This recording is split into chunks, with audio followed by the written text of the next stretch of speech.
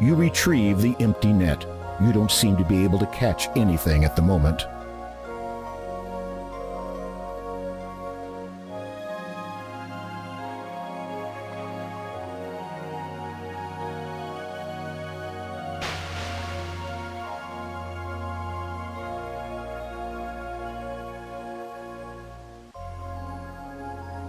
You cast the net into the tranquil sea. Upon retrieving it, you see that you have caught a large golden fish. It falls from the net and flops helplessly on the beach. You grab the flopping fish. Its mouth is wide open and its gills are extended. With great difficulty, you hold the fish as it twists and turns in your hands.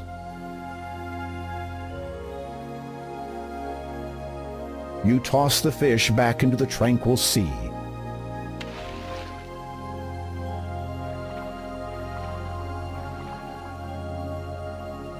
Thank you for not killing me.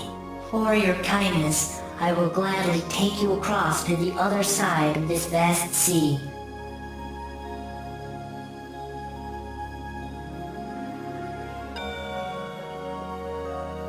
You carefully lower yourself down the steep embankment and slide onto the fish's scaly back. You hold on tight as the fish swims far out to sea.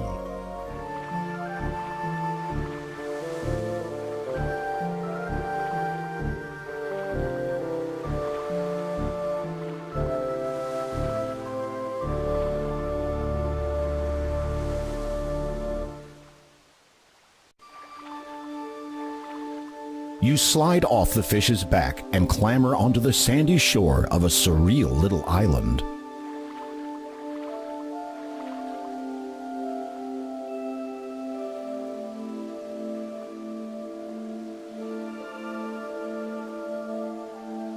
Although the water looks calm on the surface, there are dangerous undercurrents at work here. You can see that the island is really quite small. The foliage is remarkable, though. Plants and flowers have overgrown it, some growing very large in contrast to the tiny island. The rocks on this island appear to contain large amounts of quartz.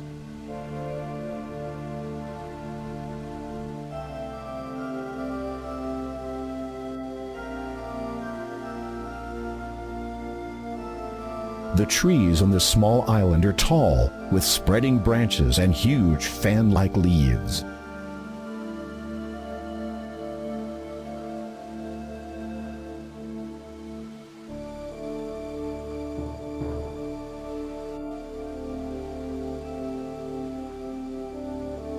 This sand patch has a unique color.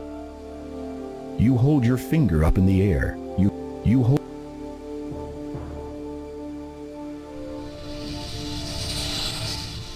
Some writing has appeared in the sand. It reads, "It would appear that you, my dear, are here indeed to help me. Walk to this sand and place your hand upon these words, and you'll see." You place your palm upon the words in the sand.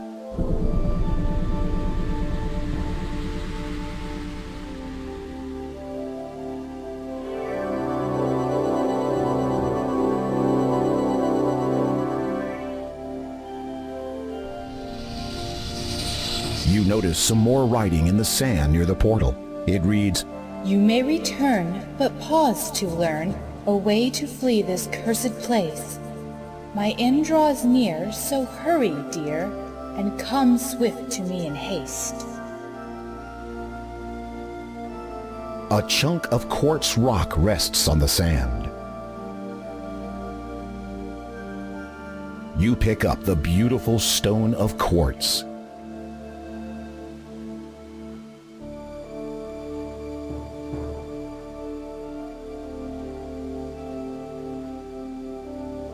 You are already.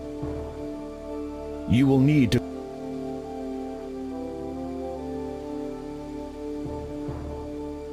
You remove an ample-sized coconut from the bunch growing in the treetop.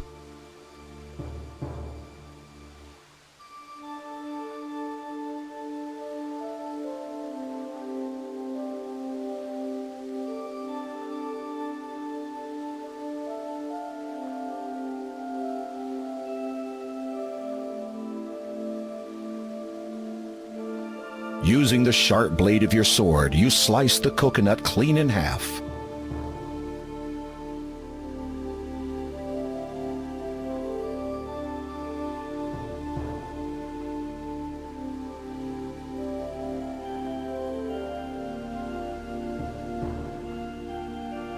You fill the half coconut with briny water from the Magenta Sea.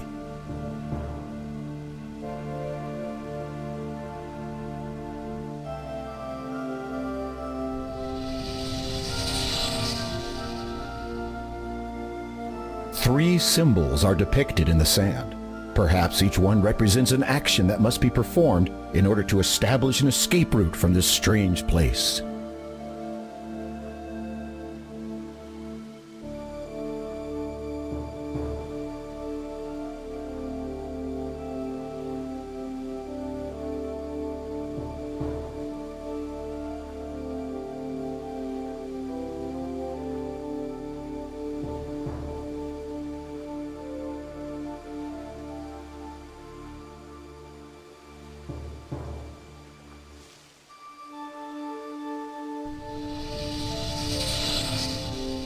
Some writing has appeared in the sand where the symbols used to be. It reads, Well done, my dear.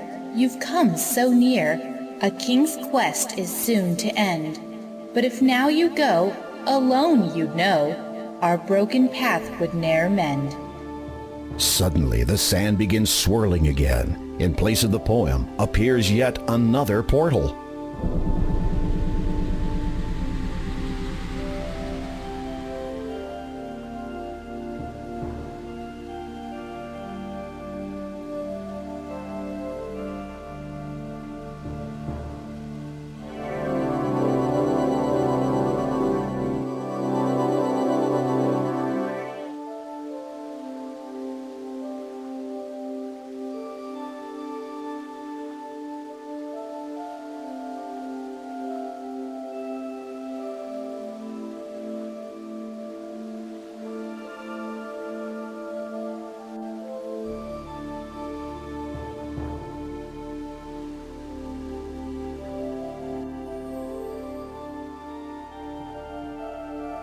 The tower is built of creamy, opaque quartz blocks. You see a large window near the top. Twin lion statues are situated on either side of the door. It almost looks like they are guarding the entrance.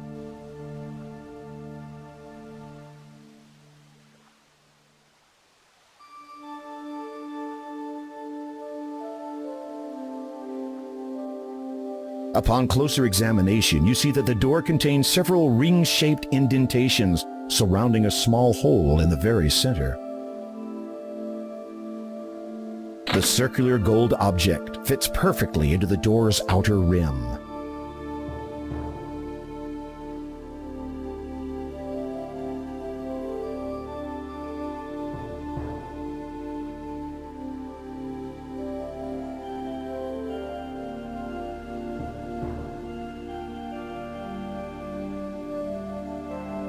The statue does not respond. The statues have been carved from some unknown type of rock.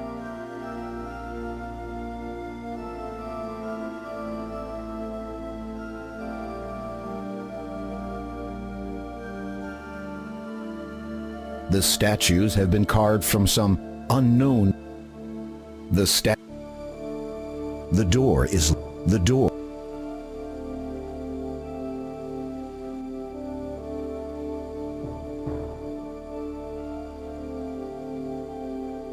It is a symbol of a cloud. It is a symbol of a mountain of earth. It is a symbol of a water drop. It is a symbol of the sun.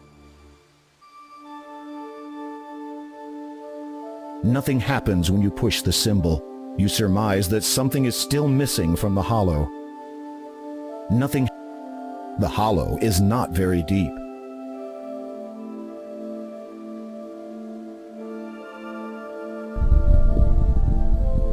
As you place the quartz stone into the shallow hole, you hear it lock into place. Suddenly, the statues rumble to life. The truth you will find from one once stands by, for the other can only be mine. These words will provide you the means to get by. My companions, though, shall see you dying.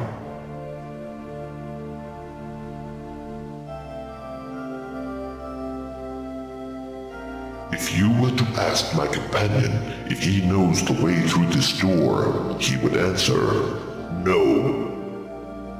The first gave birth to all life. The second allows it to thrive. The third sustains all that wander it. The fourth will once a day hide. If you were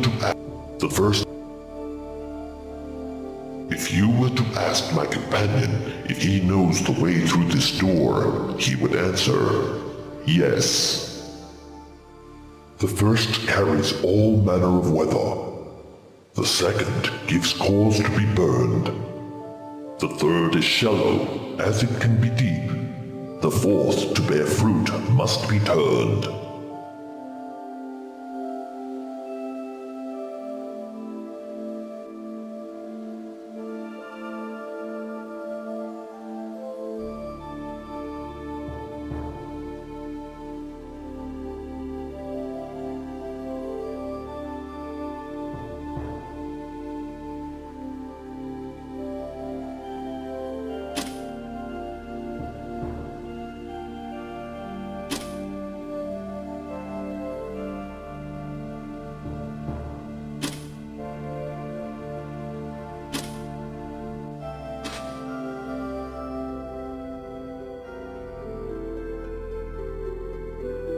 You are inside a dark and musty tower. Stairs spiral their way up to the top.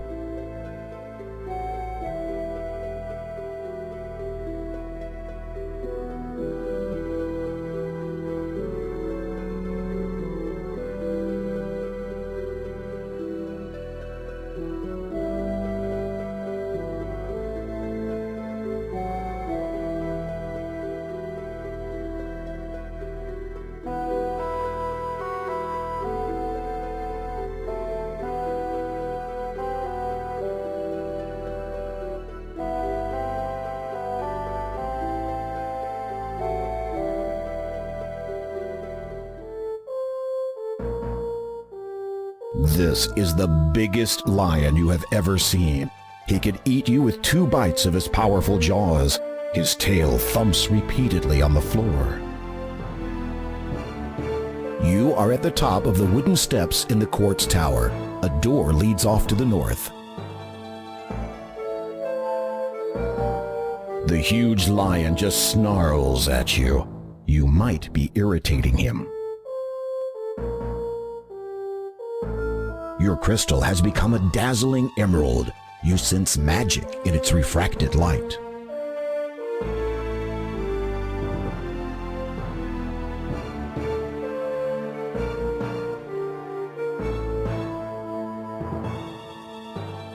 Distancing yourself from the lion as much as possible, you hold the emerald in such a way that the window's light passes through it and shines directly onto his tail. Instantly, something begins to happen. I cannot tell you how much I appreciate what you just did for me. You are welcome. Who are you? At one time, I was Hagatha's suitor, when we were both much younger. Believe it or not, she was quite attractive in her day. But during the course of our relationship, I fell in love with another woman. In that jealous rage, Hagatha transformed me into a lion to guard this door for the rest of my life. I have seen, or rather heard, many a pretty damsel spend the last of her days inside that room. Incidentally, I presume you have found the exit from this strange island? Yes, but... Then I shall bid you farewell. It is awfully drafty in here.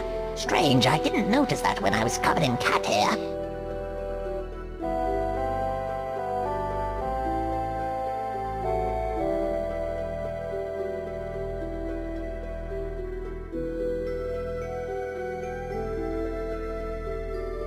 There is a small pile of cat hair on the ground. You scoop the tuft of orange fur into your hand.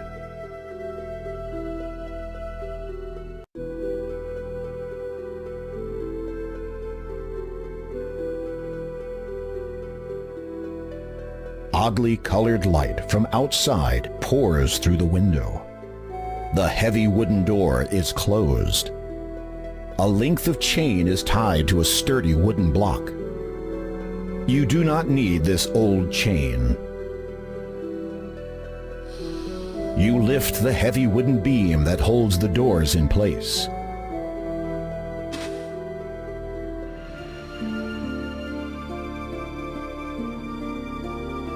The room at the top of this tower is bare. Its few furnishings are smashed and broken. You are angered by the thought that this fair maiden has been imprisoned in such a place. Broken furniture lies scattered across the room.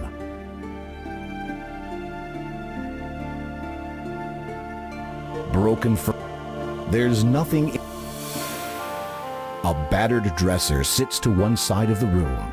Its once beautiful mirror is half shattered, and the frame is warped and covered with nicks and scratches.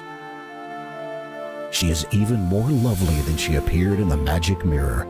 She sleeps soundly and shows no signs of stirring at your presence. You feel as if you could watch her like this for an eternity.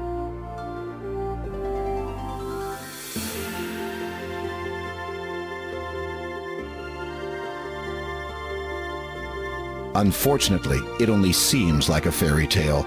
The maiden doesn't respond to your kiss. Her sleep appears to be somewhat deeper than usual. You suspect a magical influence.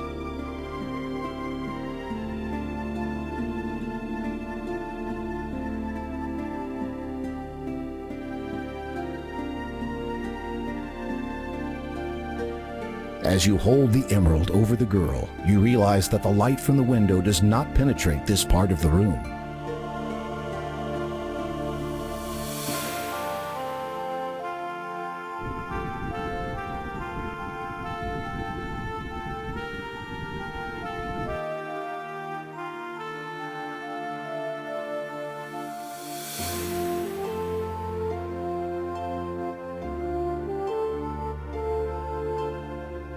You hold the emerald between the ray of light and the sleeping maiden. At first, nothing happens. Then she stirs. The radiant light streams through the emerald and dispels the sleeping enchantment instantly.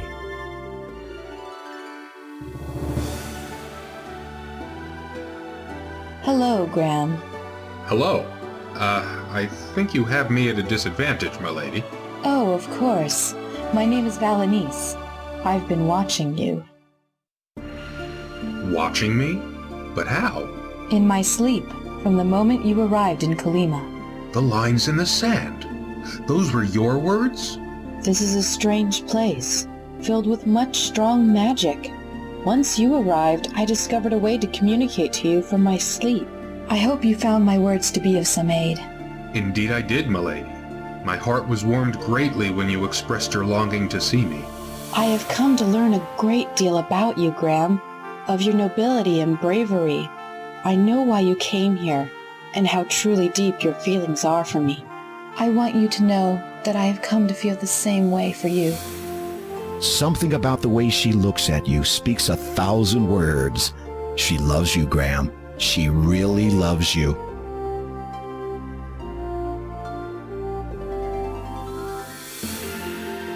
Even if this is a dream, this moment could not be better. Now, isn't this nice?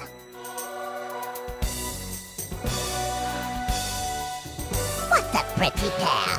I hope you're enjoying each other's company, since you won't be doing a great deal else for much longer.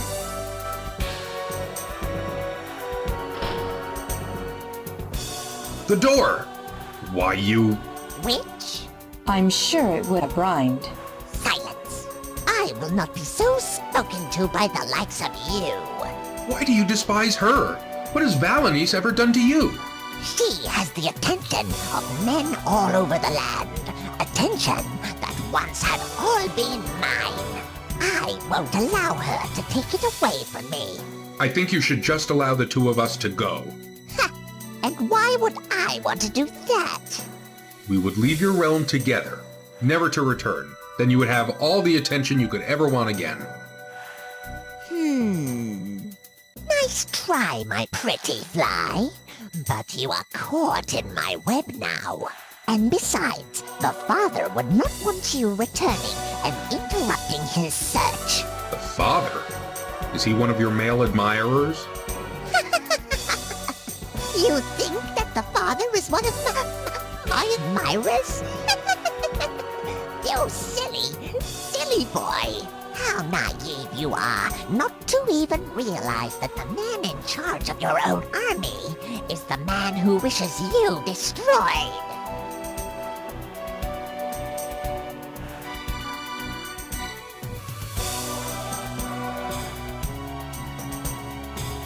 You push the tuft of cat fur into the vial. It quickly dissolves into the blue liquid.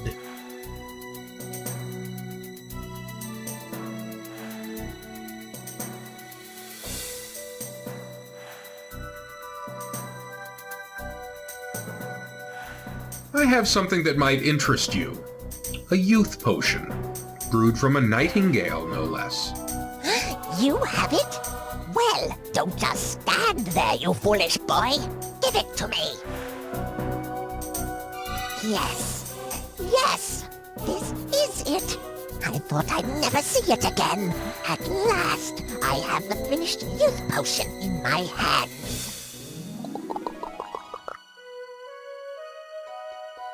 Look at me. I am so beautiful. What have you done to me? Just giving you a taste of your own medicine.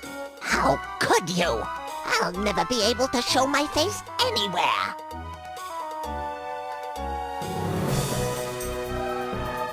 And I have fleas.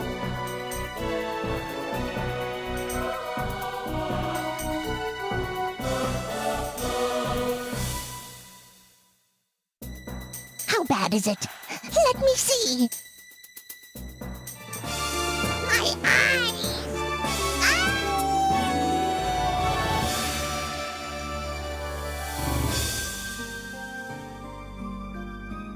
Agatha's body is nowhere to be seen. I wonder where she went. How odd.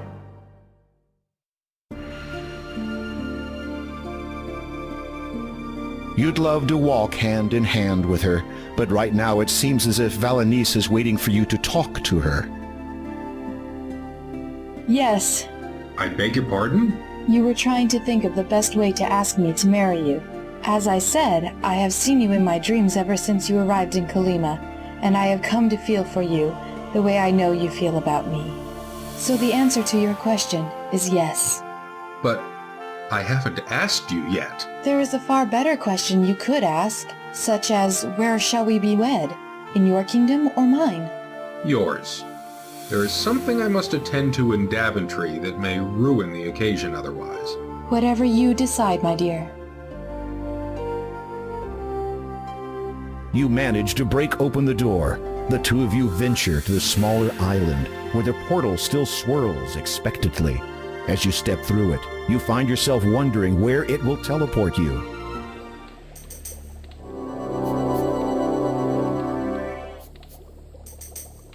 We seem to be in Agatha's cave. How did we end up here? I've no idea. A glass dome, semi-spherical in shape, sits on the table. It reminds you of a shakeable snow dome toy that you once owned as a child.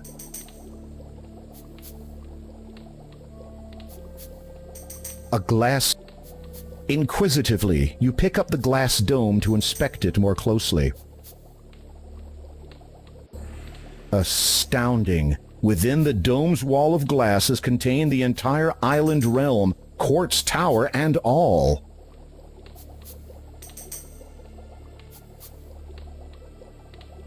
Why ever would you want to take that? This item denied you of your freedom. It is only right that you may do as you please with it. Or you could accept it as a wedding gift. Valanice takes the dome from your hand. I shall keep it as a reminder that, regardless of what transpires from this point on, I have experienced worse. Unfortunately, you are not versed in the skills for operating one of these. Graham, I don't like this place. Let's leave.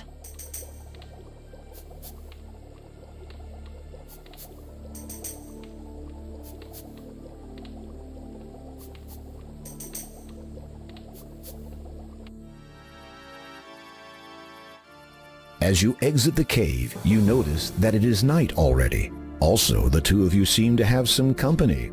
Beautiful night, yes? Yes, certainly.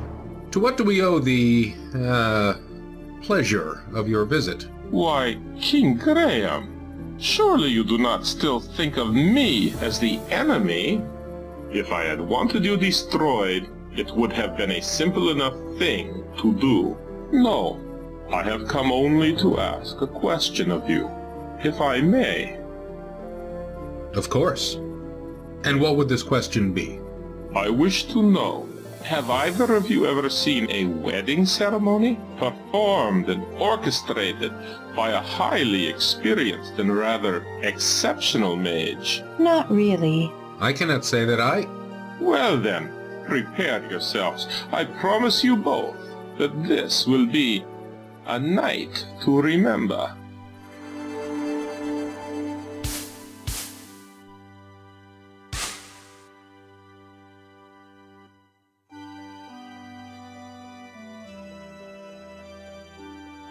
People of Kolyma, it is my desire to be reinstated as your custodian and protector, if you will still have me.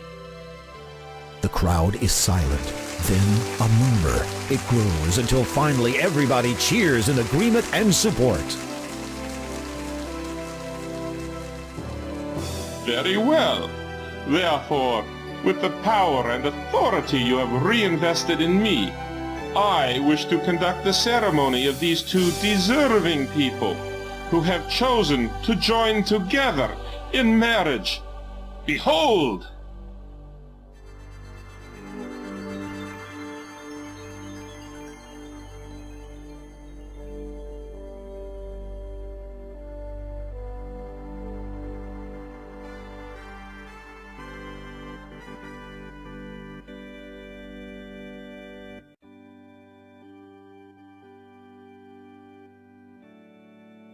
King Graham of Daventry, do you take this woman to be your lawfully wedded wife, to love and to hold, for richer or poorer, in sickness and in health, as long as you both shall live? I do.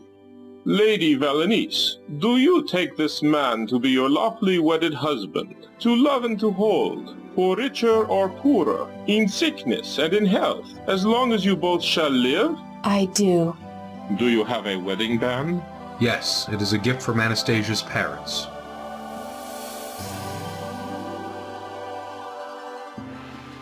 I now pronounce you husband and wife. I think you know what comes next.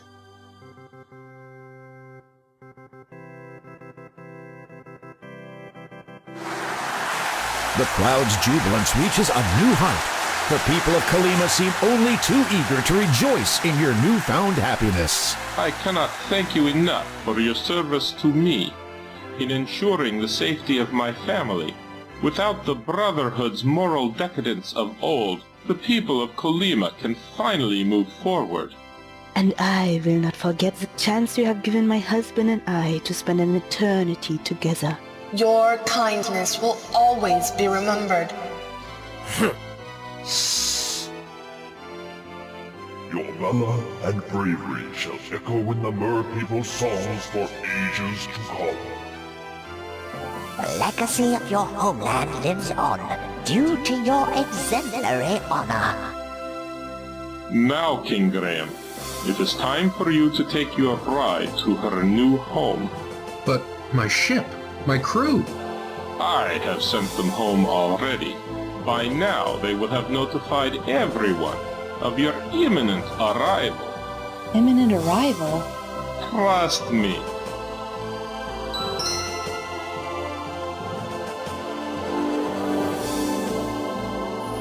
Good luck, Graham. I wish you all the best, both of you. Give my regards to the father.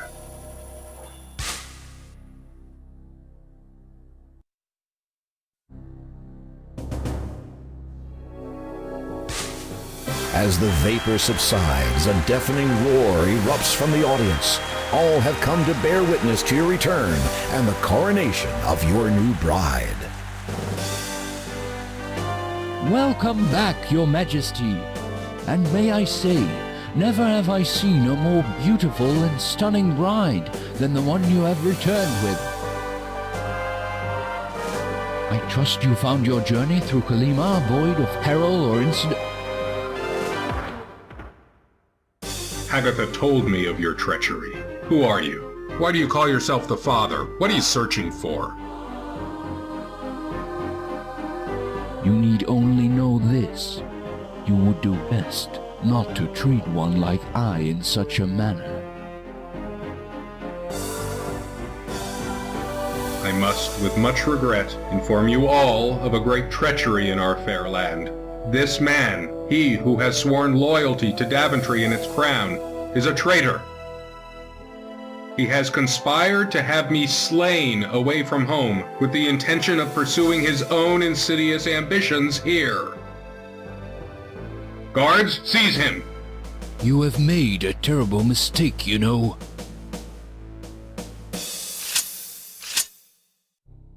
Guard, halt! Stand back! Prepared to fight for your life, are you? And with an old fool's sword? Be warned. You do not know who you are facing. Your ignorance shall destroy you. On guard!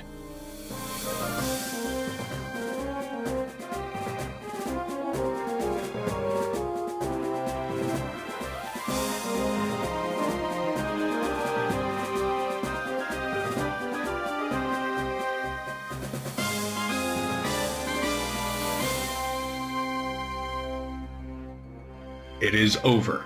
I think not.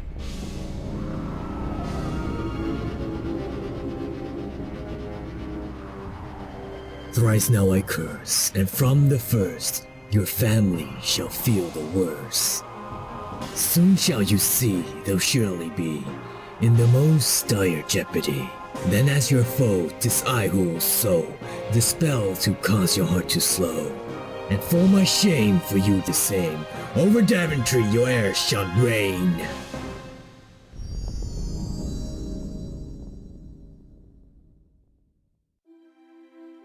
Who was that man? I don't know, but I will find out someday. I swear it.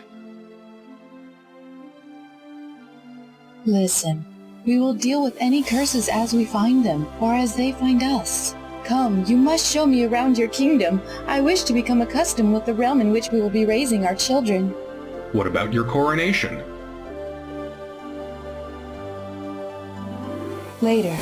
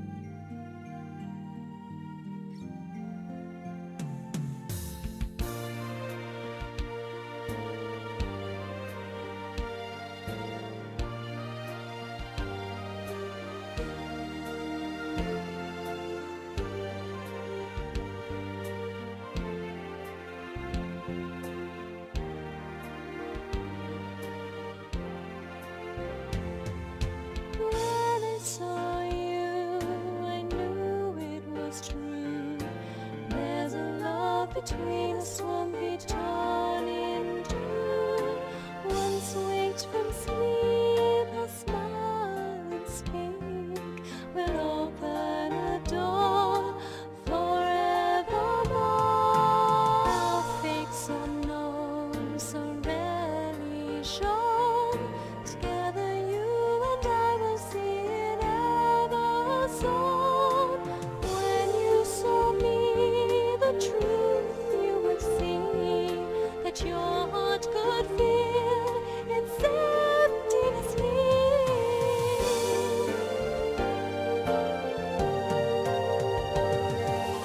thoughts are laid down, lines in the sand. It's happening now, you must understand. Hearts can reveal just what they feel. Roads began anew when I saw you.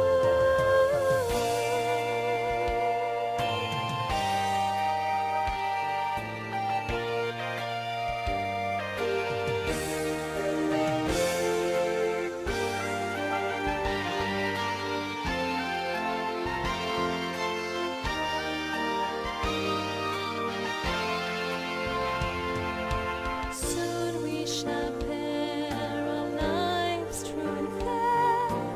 Nothing will divide us, apart will be there. As the bell rings, our destiny brings, the future draws near. Hold tight, my